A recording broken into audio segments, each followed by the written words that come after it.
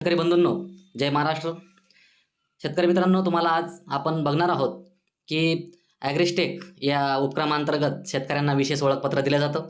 या विशेष ओळखपत्रामध्ये अनेक शेतकऱ्यांनी नोंदणीसुद्धा केलेल्या आहेत आणि या नोंदणी केल्यानंतर आपलं ID जनरेट झालं की नाही, शेतकरी विशेष ओळखपत्र आपलं तयार झालं की नाही, आपल्या अर्जाची काय स्थिती आहे ते तुम्ही बघू शकता किंवा त्या पद्धतीनं ते आपल्या स्वतःच्या मोबाईलमध्ये डाउनलोड करू शकता. चला तर आपण बघूया की आपण सुरुवातीला जाणार आहोत. अधिकृत जी काही वेबसाईट आहे तुम्हाला खाली डिस्क्रिप्शनमध्ये माझ्या व्हिडिओच्या लिंक देणार आहे. त्या लिंकमध्ये तुम्ही जाऊन तुमच्या मोबाईलवरती गुगलमध्ये जाऊन पेस्ट करा. त्या ठिकाणी आपण चेक एनरोलमेंट स्टेटस या ठिकाणी आपण जाऊन क्लिक करणार आहोत. याला क्लिक केल्यानंतर तुम्ही बघू शकता की असं इंटरफेस ओपन होईल. आतमध्ये इंटरफेस ओपन झाल्यानंतर या ठिकाणी दोन गोष्टी तुम्हाला सांगते. या ठिकाणी सांगते की एनरोलमेंट ID जर असेल तुमच्याकडे, जर तुमच्याकडे जी पावती आहे त्या पावतीवर हा तुमच्या पावतीचा नंबर असतो किंवा दुसरा ऑप्शन आहे आधार नंबर. तर आपण आधार नंबरवरून बघणार आहोत. एका शेतकऱ्याचा आपण आता आधार नंबर टाकून बघूया आणि या ठिकाणी आधारला क्लिक केल्यानंतर या ठिकाणी आपण त्याचा आधार नंबर टाकूया. आधार नंबर टाकल्यानंतर आधार नंबर व्यवस्थित टाकून घ्या. त्याच्यातला एखादा अंक जरी चुकला तर ते लॉग इन होणार नाही. त्यानंतर आपण आधार नंबर टाकल्यानंतर जे काही आता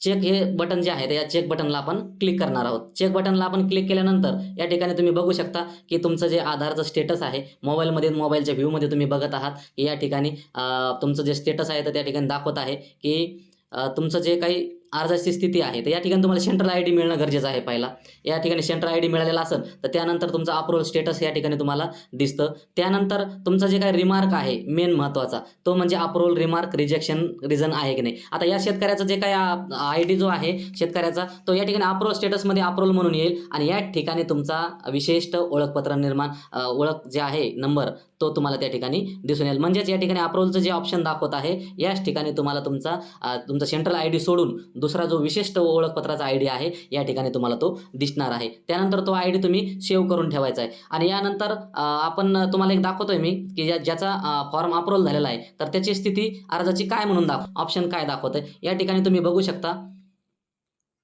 की ज्या शेतकऱ्याचं एनरोलमेंट जे आहे तर या ठिकाणी आधार स्टेटस सेंट्रल ID तर ऑलरेडी आहेच. त्यानंतर त्यांनी केव्हा अर्ज केलेला होता त्याची तारीख तर या ठिकाणी तारीख कधीची आहे ते दाखवत आहे. सेंट्रल ID हे दाखवत आहे, आधार नंबर हे दाखवत आहे. त्यानंतर त्याचं जे काही आता स्थिती आहे दुसरी आपण या ठिकाणी या बाजूला बघणार आहोत. चेक केल्यानंतर या ठिकाणी बघा, या ठिकाणी तुम्ही बघू शकता की या ठिकाणी अप्रूव्हड हे स्टेटस दाखवत आहे. म्हणजे अप्रूव्हल दाखवल्यानंतर या ठिकाणी तुम्हाला तुमचा स्टेटसची अर्जाची स्थिती कळत आहे आणि या ठिकाणी तुम्हाला एक सेंट्रलचा जो विशिष्ट ओळख क्रमांक जो आहे तो नंबर मात्र या ठिकाणी तुम्हाला नंतर दिसेल आणि त्यानंतर तुम्हाला त्या ठिकाणी तुमचा जो विशिष्ट ओळखपत्राचा ID आहे तो त्या ठिकाणाहून तुम्ही डाउनलोड करू शकता. त्यानंतर तुमचं जर जनरेट झाल्यानंतर काही दिवसांनी जनरेट होईल आणि जनरेट झाल्यानंतर तुमचं ते कार्ड तुम्हाला डाउनलोड करता येईल.